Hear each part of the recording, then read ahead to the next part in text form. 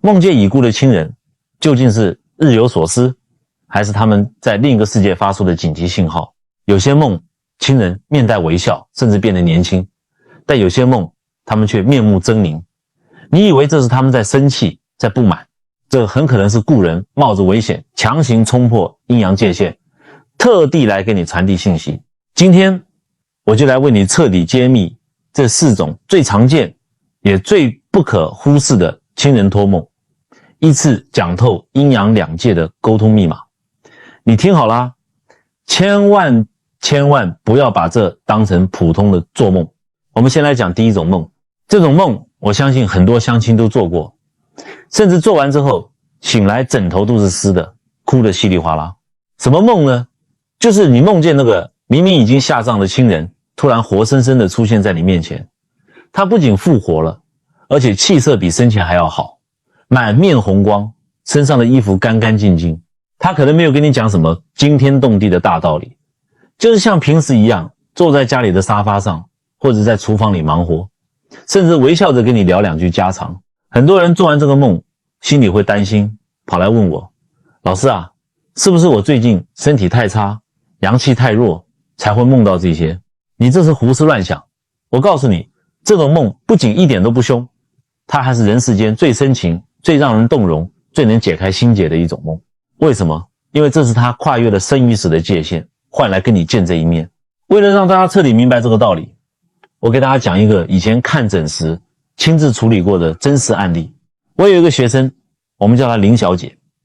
林小姐是我们南部人，从小书读得好，大学考去了台北，毕业后就在台北信义区的外商公司上班，是个标准的职场女强人。她那个老父亲啊，是个标准的传统台湾老父亲，平时不苟言笑，一辈子没对女儿说过一句温暖的话，就连表达关心的方式也很严肃。其实老父亲心里疼不疼？疼啊！每次林小姐要回台北，老父亲都会默默地去菜市场买最好的土鸡，剁好、煮熟、冷冻起来，塞满她整个行李箱。但嘴上从来不饶人。林小姐工作拼，压力大，有时候连过年都留在台北加班。父女俩一年见不到2次面。前几年冬天寒流来袭，老父亲突然在家里脑中风，倒在了浴室冰冷的地砖上。等邻居听到水声不对劲，破门进去发现时，送到医院，人已经瞳孔放大了。林小姐接到电话，感觉天都塌了。她疯了一样从台北搭高铁赶回来，一路上眼泪都没停过，手抖得连高铁票都拿不住。可是来不及了，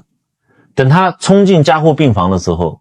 听到了只有心电图滴的一声长音，变成了一条直线。林小姐当时双腿一软，直接跪在床边崩溃了，哭得撕心裂肺。为什么这么崩溃？除了失去父亲的痛，更因为她最后一次跟父亲通电话是在3天前，两人因为过年到底回不回家的事情，在电话里大吵了一架。她当时气得挂了父亲的电话，她心里那个后悔，那个痛啊，就像有千万把刀子在剜她的肉一样。她觉得父亲是带着对她的怨气走的，她连一句对不起爸爸，我错了都没来得及说。办丧事的那几天，林小姐像个行尸走肉，折纸莲花，做法事，答谢亲友，整个人浑浑噩噩，眼睛肿得像核桃。到了头七那天晚上，按照台湾民间的习俗，头七是亡魂回家的日子。林小姐当时实在太累了，守灵守到半夜，靠在老家客厅的沙发上就睡着了。就在半梦半醒之间，林小姐做了一个极其真实到可怕的梦。她梦见自己回到了小时候的老房子里，外面的阳光特别好，暖洋洋的洒在地上。她一转头，看见她父亲就坐在那把掉漆的老藤椅上。林小姐跟我描述的时候说，她在梦里甚至能清清楚楚地闻到父亲平时最爱泡的那种高山乌龙茶的香味，还能听到旁边那台大同老式电风扇吱呀吱呀转动的声音。他父亲看起来非常年轻，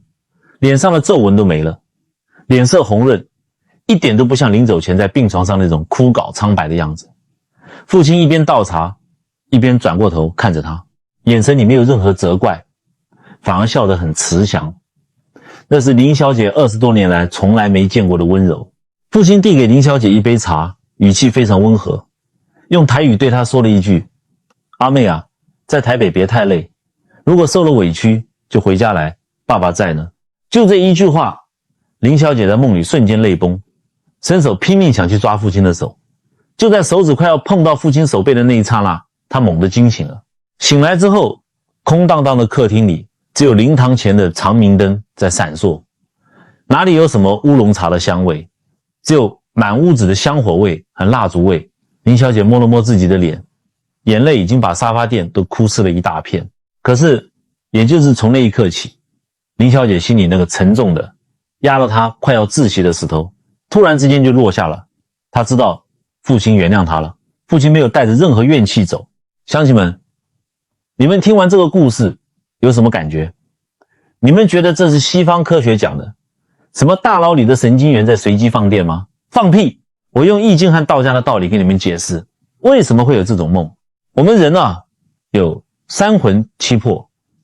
人死的时候七魄消散归于黄土，但那三魂是要下到地府去报道的。在地府报道等候发落的这个期间，也就是头七这几天，亡魂如果心里有极其强烈的执念，这个执念就会形成一股极其强大的能量。林小姐的父亲，他生前的执念是什么？他不是气女儿跟他吵架，也不是执念家里的房子没分好，他唯一的执念就是那个远在台北连最后一面都没见到的女儿啊。他怕女儿自责，怕女儿愧疚一辈子，怕这个心结毁了女儿以后的人生。所以在这头七的回魂夜，亡魂会利用血脉之间同频共振的感应，强行切入到女儿的梦境里。为什么梦里的父亲特别年轻，气色特别好？那是因为亡魂在向阳市的亲人传递一个极其重要的信息：我在这里很好，我没有病痛了，我原谅你了，你不要再为我伤心了。这种梦往往极其清晰，色彩鲜艳，而且醒来之后，梦里的每一个细节，每一句话你都能记起，10年20年都不会忘，因为那根本不是梦，那是一次真实的灵体跨界探访。我在这里要郑重的告诫大家，如果你做到了这种梦，你醒来之后千万不要害怕，也不要去什么庙里求神问卜，喝什么符水说要驱邪。你驱什么邪？那是生你养你的父母，是疼你爱你的亲人。你应该怎么做？很简单，不需要花大钱。你应该在第二天清晨泡一杯他生前最爱喝的茶，或者点一根他生前爱抽的烟，在他的神主牌位前恭恭敬敬的上3炷香，在心里默默的告诉他：阿爸或者阿母，你的意思我收到了，你在那边好好的，我在这边也会好好照顾自己，照顾家庭。您放下牵挂，放心去修行，去投胎吧。你要用你的释怀去解开他的执念，因为只有你彻底放下了，他才能真正的了无牵挂，走向他该去的地方。这就是我们中国老祖宗讲的阴阳两界最完美的和解。刚才我们讲了第一种最深情最让人释怀的梦，接下来这第二种梦可以说是最吓人最激烈，但也是最能救命的梦。你们或者你们身边的亲戚朋友有没有做过这种梦？梦里面那个平时最疼你的过世亲人，不仅不跟你和颜悦色的说话，反而面目狰狞，甚至对你动手，要么是死死的拉住你的手不让你往前走，要么是拿东西砸你，甚至狠狠扇你巴掌，把你从梦里硬生生给吓醒打醒。很多乡亲做完这种梦，吓得魂飞魄散，冷汗直流，跑来问老师啊，是不是我哪里做错了，得罪了祖先，还是祖先在地下没钱花了，跑上来折腾我，惩罚我，我是不是要倒大霉了？我以前每次听到这种话，我都想来借此敲桌子。你们把自己的亲爹亲娘阿公阿嬷想成什么了？恶鬼吗？我告诉你，如果梦到过世的亲人时时挡住你的路，甚至对你又打又骂，这不仅不是你要倒霉，反而是他们拼了老命在救你。这是最危急最凶险时候才会发出的最高级别警报。来，我给你们讲一个发生在我们南部差点出了2条人命的真实故事，你们听完全身的鸡皮疙瘩都会起来，也就彻底明白了。故事的主人公叫阿强，是个跑中南部专线的联结车司机。大家知道开联结车赚的都是拿命换的辛苦钱。阿强家里有2个小孩在念书，老婆身体又不好，只能在家里做点手工。一家老小每个月的开销、房贷全指望他这台车。阿强是个老实孝顺的人，但就是太拼了。为了多赚点趟数，经常熬夜跑车，靠喝提神饮料硬撑。有一年夏天，刚好是台风季刚过，那几天受外围环流影响，南部连着下了好几天的大暴雨，整个天都是灰蒙蒙的，又闷又湿。那天清晨5点多，天还没亮，雨还在哗啦啦地下。阿强准备发车跑一趟极其难开的山路省道，他提前到了车行，爬上高高的驾驶座，刚把钥匙插进去，突然觉得一阵头晕目眩，因为前一天没睡好，眼皮像灌了铅一样直打架。他就想，反正现在还早，我趴在方向盘上眯个10分钟，定个闹钟再出发。结果这一眯，他做了个极度诡异、极度可怕的梦。阿强梦见自己正准备踩油门发车，外面的雨刷器在玻璃上刮嚓刮嚓地响。就在车大灯打开的一瞬间，他突然看到车头前面站着一个人，定睛一看，哎呦，竟然是他已经过世5年的阿莫。阿莫穿着以前在乡下常穿的那件碎花布衫，全身都被雨淋湿了，手里竟然拿了一把扫院子的破竹扫把，沾满泥水，死死地挡在连结车庞大的车头前面。阿强在梦里急啊，他摇下车窗，冲着阿莫大喊：阿莫，你快让开啦，老板在催了，这趟货很急，我要发车了，迟到要扣钱的啦。可是阿莫就像没听见一样，不仅不让，反而瞪着大眼睛，满脸怒气。那是阿强从小到大都没见过的凶狠表情。阿强看阿妈不走，心里一急，就打开车门跳下去，想把阿妈拉到路边。结果他刚一靠近，阿莫突然举起手里那把沾满泥水的破竹扫把，冲着阿强劈头盖脸就打了过来，一边打一边用台语声嘶力竭地骂：你给我死在家里，今天哪里都不准去，你敢走一步，我打断你的腿。阿强在梦里被打得晕头转向，一直往后退。突然阿嬷扔下扫把，走上前，抡圆的胳膊，啪的一声，结结实实的一巴掌抽在阿强的脸上。这一巴掌力道极大，就在这股极度的惊吓、委屈和脸上的刺痛中，阿强猛地一下惊醒了。他满头大汗的抬起头，大口大口的喘着粗气，心脏砰砰砰的跳得飞快。他下意识的摸了一下自己的右脸，竟然真的有一种隐隐作痛、火辣辣的感觉。他赶紧低头一看仪表盘上的时间，坏了。原本打算眯10分钟，结果这一觉睡得死死的，连手机闹钟响都没听见，整整睡过头了，快1个小时，发车时间早就过了。阿强当时心里那个气啊，不仅气自己睡过头，还气梦里那个不讲理的恶妈。他一边骂骂咧咧，一边赶紧打火启动，把车开出车行。大雨倾盆中，他心里盘算着路上油门踩重一点，看能不能把时间抢回来，免得被老板骂。车子上路没多久，阿强打开了车上的警察广播电台，想听听前方的路况。结果广播里原本在播的音乐突然切断，女主播的声音非常急促，甚至带着颤抖。各位驾驶朋友请注意，紧急插播，因为连日暴雨，前方省道某路段就在15分钟前发生严重的山崩和土石流，半座山头都塌下来了。目前已知有2辆砂石车和1辆自小客车被深埋在土石下方，生死未卜。搜救人员正在紧急赶往现场，请所有车辆立刻改道。听到这条新闻的瞬间，阿强感觉头皮轰的一声炸开了。他一脚刹车，把几十吨重的连结车死死地停在了路边，整个人像被抽干了力气一样瘫倒在驾驶座上，冷汗瞬间湿透了全身的衣服，双手抖得连方向盘都抓不住。为什么？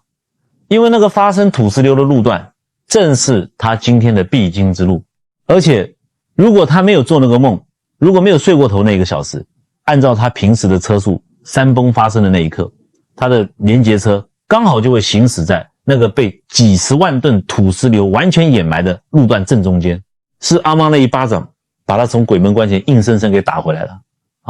当天晚上阿强一回到家，货也不拉了，第一件事就是冲到客厅的祖先神主牌前，扑通一声双膝跪在地上，哭得像个孩子一样，一边狠狠地给阿莫磕头，一边喊：阿莫，多谢你，多谢你救了憨生的命啊！乡亲们，听到这里，你们觉得这是巧合吗？如果真的是巧合，世界上哪有连时间点都掐得这么精准的巧合？我现在就用易经的道理来给你们解密，为什么祖先要用这么激烈、这么反常的方式来托梦？大家一定要记住，阴阳两界是有结界的，是有天道规矩的。地府的亲人，他们虽然脱离了肉身，但他们的灵体处于高维空间，能够敏锐地感知到杨氏子孙即将面临的巨大灾祸。这在玄学里叫做气运的预警。可是天机不可泄露，他们绝对不能直接跑上来告诉你，乖孙啊，前面有土石流，你几点几分不要经过那里。如果他们这么做，就是干涉天道运行，会受到极其严厉的惩罚。那怎么办？眼看着自己最疼爱的子孙马上要去送死，祖先急啊，急得像是热锅上的蚂蚁。正常托梦需要你阳气弱、心平气和的时候，才能慢慢接通频率交流。可是灾祸马上就要发生了，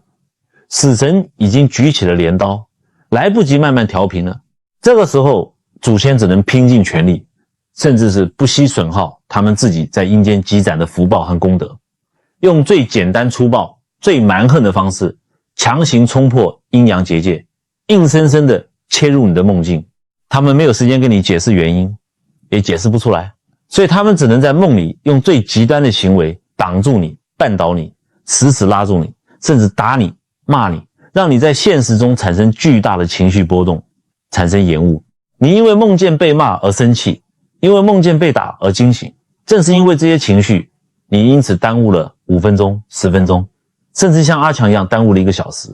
而这短短的时间差，就完美的帮你错开了那个死神降临的关键节点。这就是台湾民间常说的挡灾啊。所以如果有一天你梦见过世的亲人对你做出了极其反常、极其暴力的阻拦行为，醒来之后你千万不要生气，更不要急着出门，你最好能在家多待一会儿，或者果断改变你原定的计划和路线。不要怕老板骂，不要怕损失一点小钱，因为那是你的老祖宗正在拿他们的福报在阎王爷的手底下为你硬生生铺垫出一条活路。等灾厄过去之后，你一定要准备极其丰盛的贡品，亲自去墓地或者在神主牌前好好的给他们上香感恩，因为他们为了救你消耗了极大的能量。你要通过上香、念经还有多做善事，把这部分功德加倍的还给他们。前面我们讲了祖先冒死挡灾的危机梦境，现在我要带大家看第3种梦。这种梦不像第2种那么暴烈，它不会在梦里打你骂你，但它往往会像台湾春天的梅雨季一样，连续好几天甚至好几个礼拜死死地缠着你。你梦见了什么呢？你梦见那个已经过世的亲人住在一个极其破败阴冷的地方，要么是屋顶在滴滴答答的漏着黑水，要么是墙壁裂开了大口子，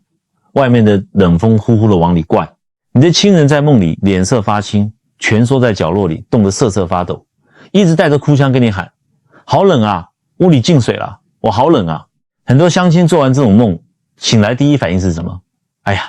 一定是我清明节烧的纸房子不够好，或者是烧的衣服不够厚，阿爸在下面冻着了。于是第2天赶紧跑去金纸店，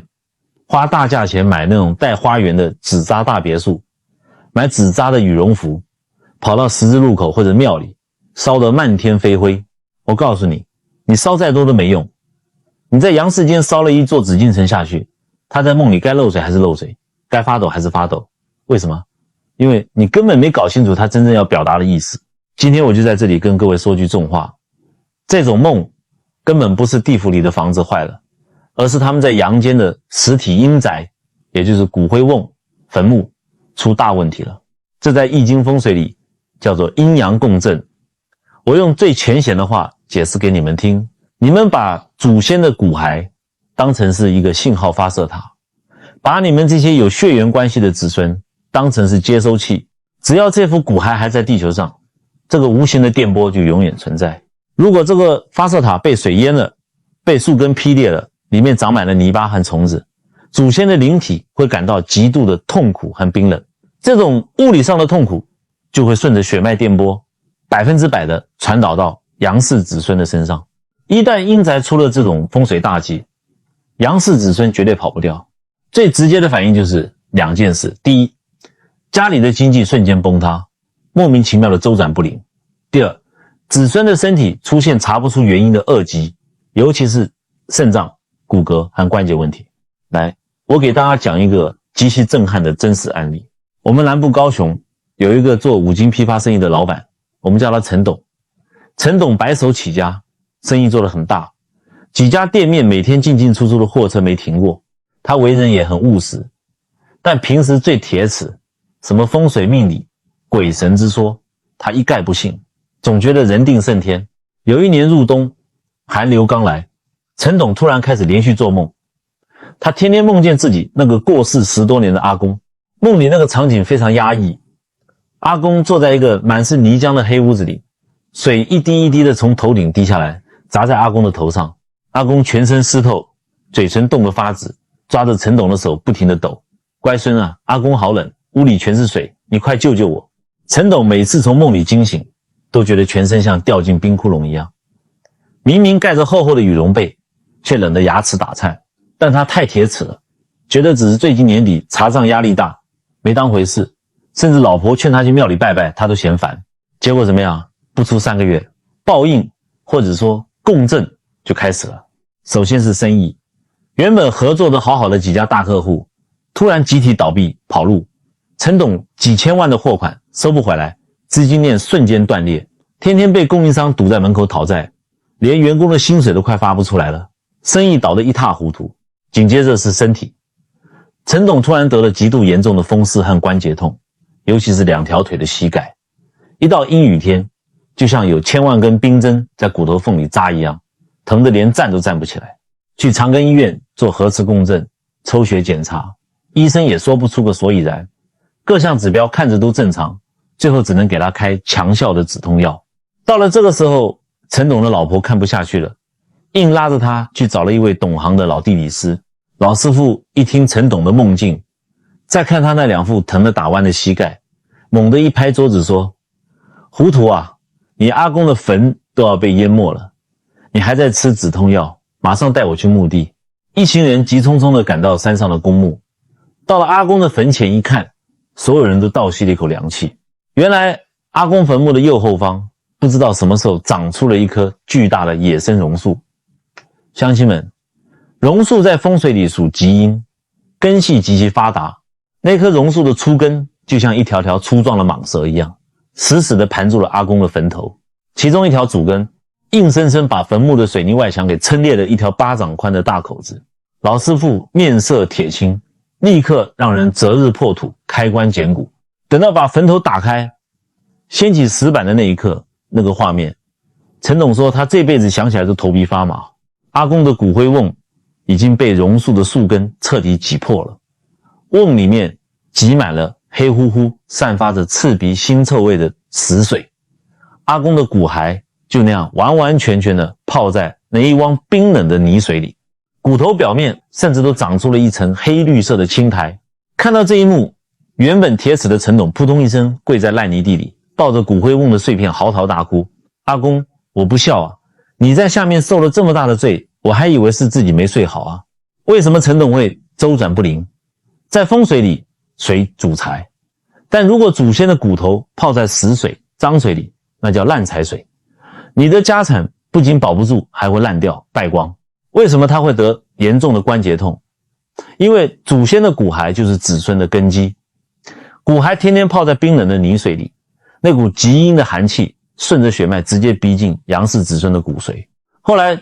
陈董花重金请人重新把阿公的骨骸清洗干净，放在太阳下暴晒，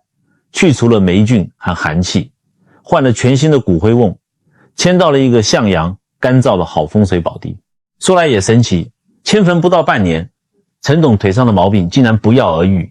连止痛药都不用吃了。那几笔原本以为打了水漂的死账，客户也奇迹般的回来还了钱，五金行的生意慢慢又起死回生。所以各位乡亲，我在这里苦口婆心的劝你们，如果过世的亲人托梦告诉你房子坏了、好冷、漏水，请你立刻马上放下手里的工作，去一趟墓地或者灵骨塔，去看看是不是坟墓裂开了，是不是旁边有大树的根扎进去了。如果是放在灵骨塔里的，去看看那个塔位是不是刚好靠近冷气出风口，或者墙壁渗水，导致骨灰瓮受潮了。这是老祖宗在向你发出最悲惨的求救信号。你帮他们解决痛苦，就是帮你自己，帮你的子孙后代保住福报和家业。千万不要等到倾家荡产、病入膏肓了，才流着眼泪去后悔啊！前面我们讲了祖先挡灾，讲的阴宅漏水，接下来这第4种梦，我要收起笑容，讲的稍微严厉一点了。为什么？因为这种梦往往跟大家身边某些人的亏欠和不孝有着极其直接的因果关系。大家或者身边的朋友有没有做过这种梦？在梦里，你那个过世的亲人，特别是亲生父母，形容枯槁，瘦的只剩下皮包骨头，他们身上穿的衣服破破烂烂，甚至光着脚站在冷风里。他们走到你面前，不骂你也不打你，就是用那种极其哀怨、极其可怜的眼神死死地盯着你，手里可能还端着一个破碗，或者伸出干瘪的像树枝一样的手，带着哭腔跟你说：我好饿啊，我没有钱花，你给我点吃的吧。很多乡亲做完这个梦，心里又酸又怕。第二天一大早，天还没亮，赶紧冲到金子店，买那种几千万、几个亿面额的明钞，买一堆纸扎的金条、银条、纸汽车，跑到庙里的金炉，一边烧一边念叨：阿母啊，给你烧大钱了，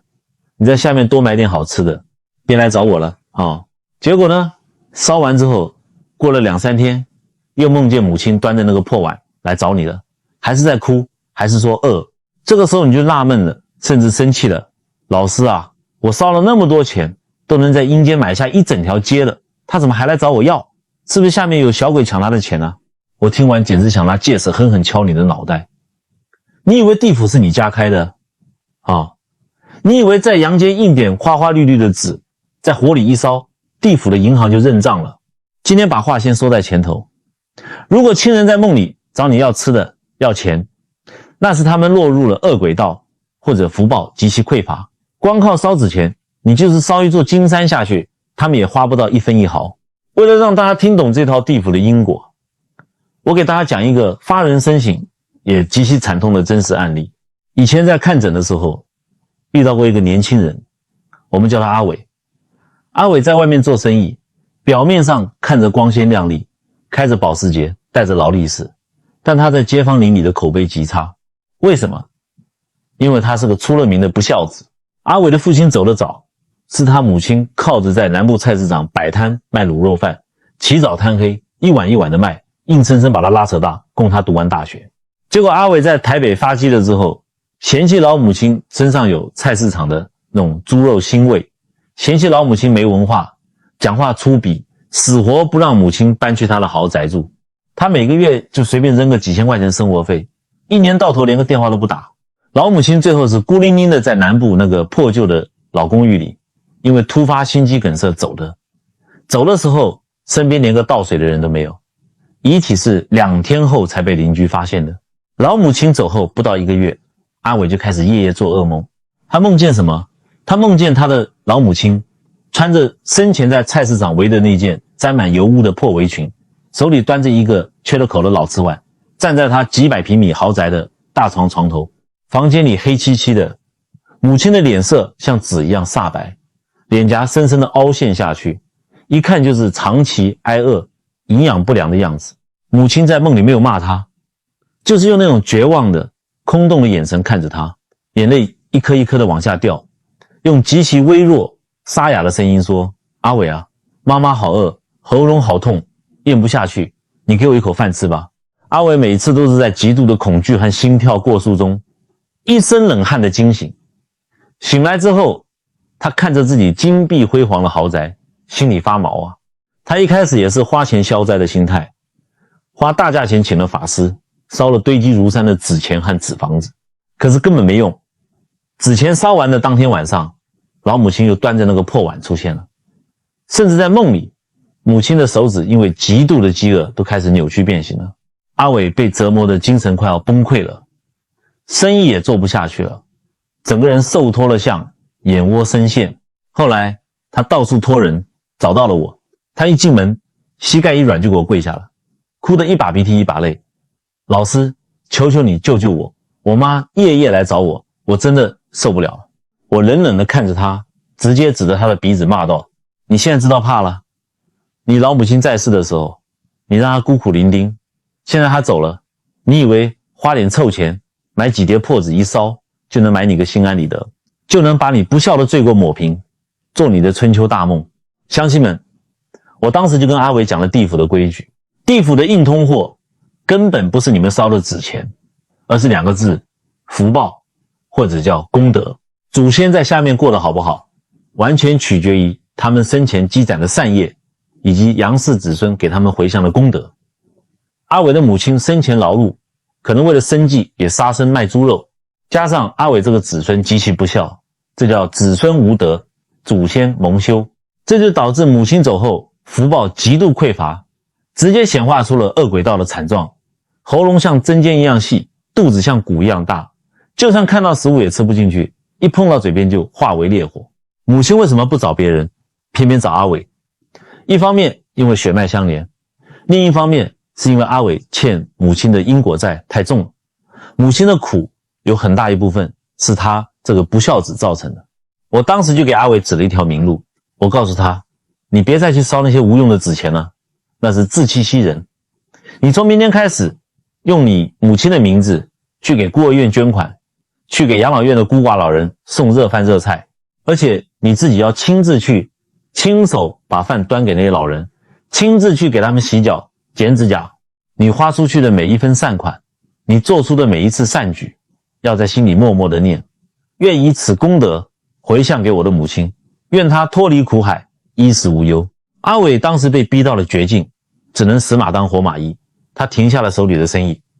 真的跑去南部的养老院，老老实实的做了1个月的义工。他一个平时开着保时捷不可一世的大老板，卷起裤腿，在充满尿骚味的养老院里，给那些瘫痪的老人喂饭擦身子。刚开始他觉得委屈，觉得脏，可是当他端着饭碗，看着那些孤寡老人大口大口吃饭，对着他露出感激笑容的时候，他突然想起了自己小时候，母亲也是这样端着饭碗，一口一口满眼慈爱的把他喂大的。那一瞬间，阿伟在养老院的走廊里狠狠地扇了自己10几个耳光，跪在地上嚎啕大哭，那是真正的忏悔啊，那是痛彻心扉的觉醒。就在他做义工做满1个月的那个晚上，他又做梦了，还是那个梦境，但是这一次老母亲没有再穿着那件破烂的围裙，也没有拿那个破碗，老母亲换上了一身非常干净体面的新衣服，脸色也变得红润慈祥了。她站在一道极其温暖的光里，看着阿伟，什么也没说，只是笑着点了点头，然后转身慢慢地走进了那片光芒里。从那一天起，阿伟再也没有做过这个噩梦，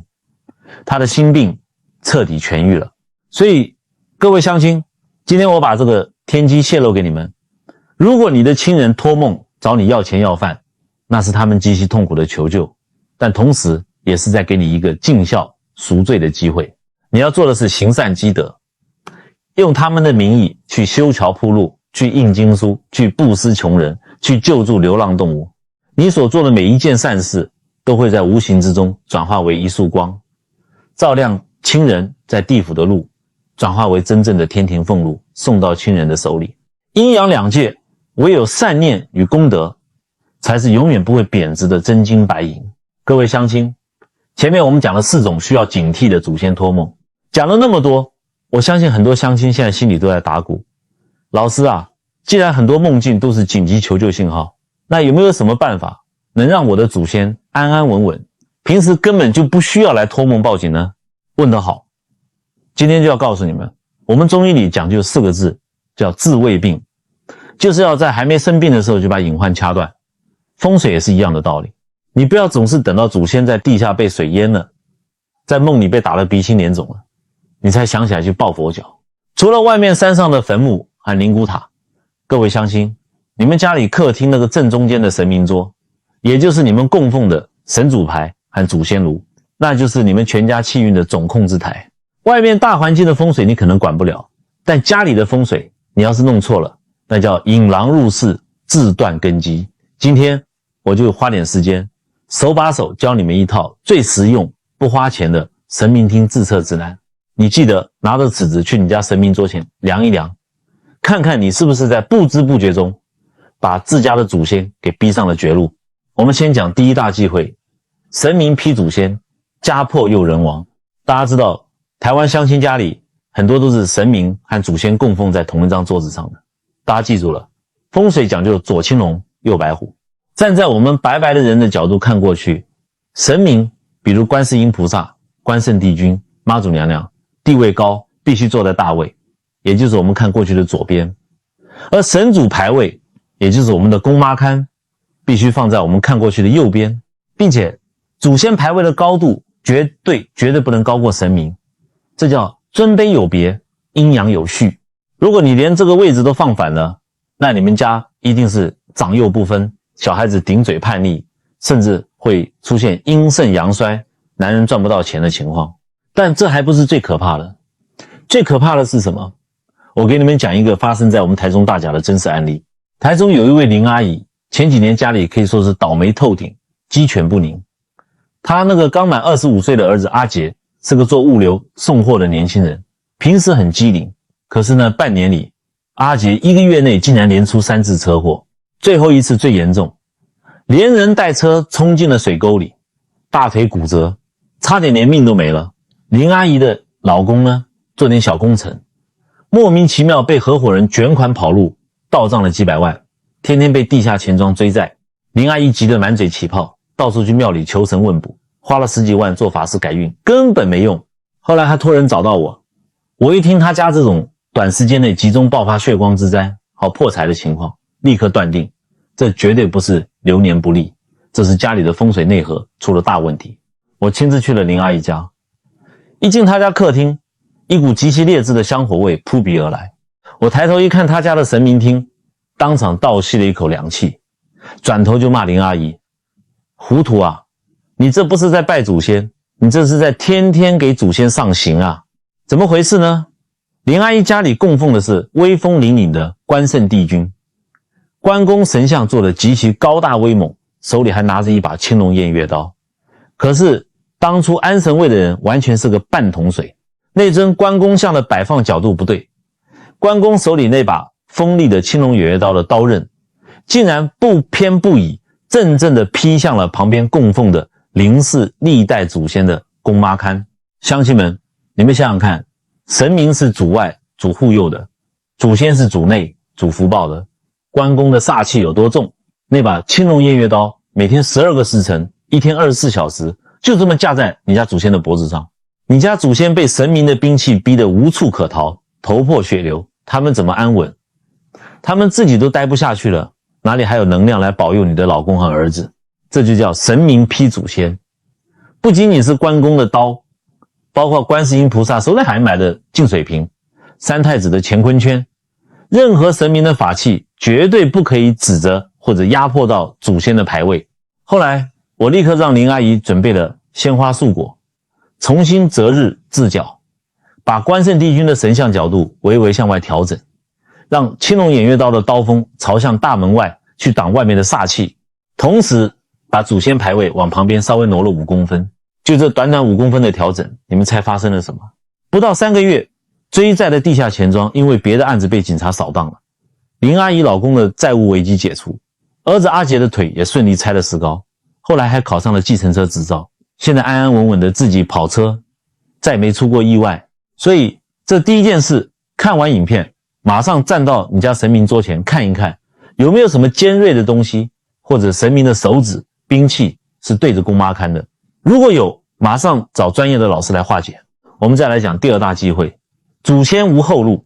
子孙走绝路。你们现在去看看你们家的神主牌，是不是紧紧的死死的贴在神明桌背后的那堵墙上？如果是，我告诉你，大错特错。在风水上，神明是可以贴墙的，这叫背后有靠山。但是祖先牌位绝对不能贴墙，老祖宗传下来的规矩，公妈龛和背后的墙壁之间必须留有至少2根手指头宽的缝隙，大概也就是3到5公分左右。为什么？因为这在风水里叫做留后路，祖先是有呼吸有气场的，你把祖先死死地按在墙上，这就叫逼墙，祖先被逼得喘不过气来，没有退路，反射到阳世间的子孙身上，就是你们家的人出去做生意、找工作，哪怕是跟人谈判，都会处处碰壁，遇到死胡同，被人逼到绝路，根本没有回旋的余地。如果你现在发现家里祖先牌位贴墙了，千万别自己上手去瞎挪，一定要在农历初1或15，或者过年清屯的时候，上香跟祖先禀报，阿公阿嬷，子孙不懂事，现在帮您把房子挪宽敞一点，然后再恭恭敬敬的往前请出2指宽的距离。记住，用那种带红字的文公尺去量，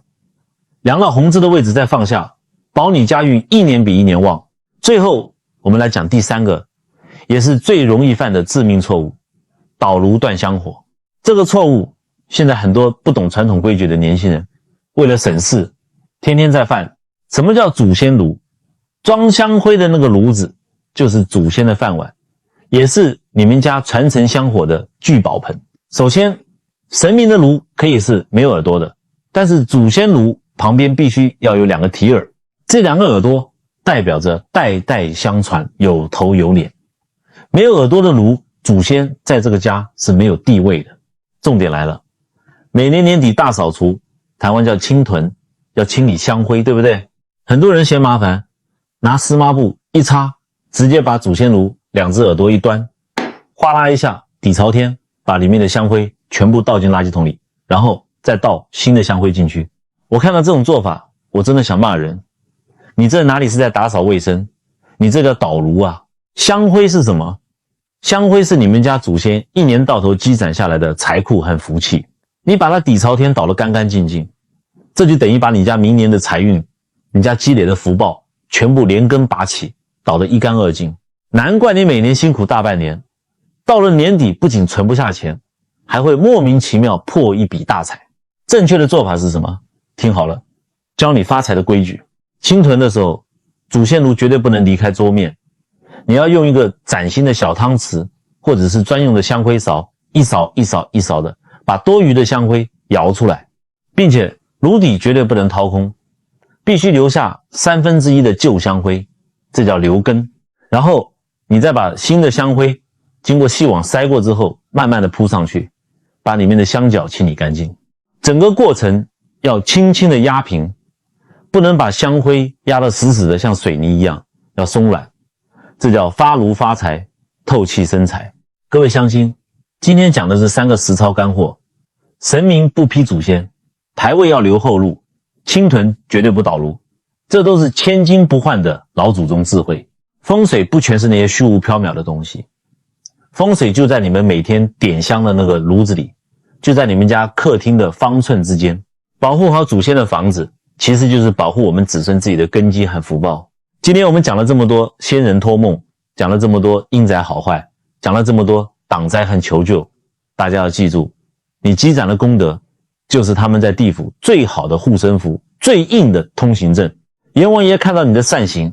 都要给你的祖先记上一笔功劳。一句话，心安则万事安，心存善念，多做善事，这才是真正的改命造福之法，这才是庇荫子孙的无价之宝。好了，今天的内容讲了这么久，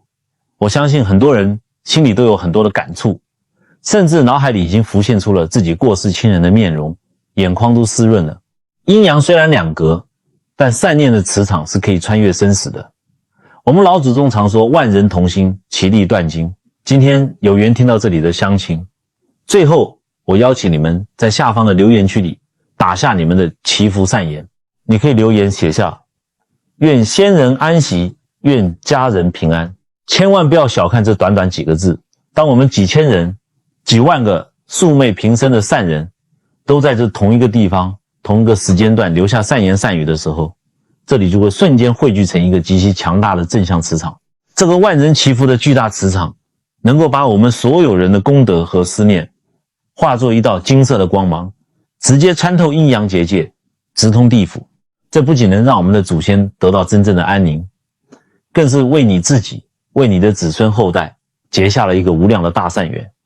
彻底扭转你全家的命运。用你的善念为你爱的人点亮一盏长明灯。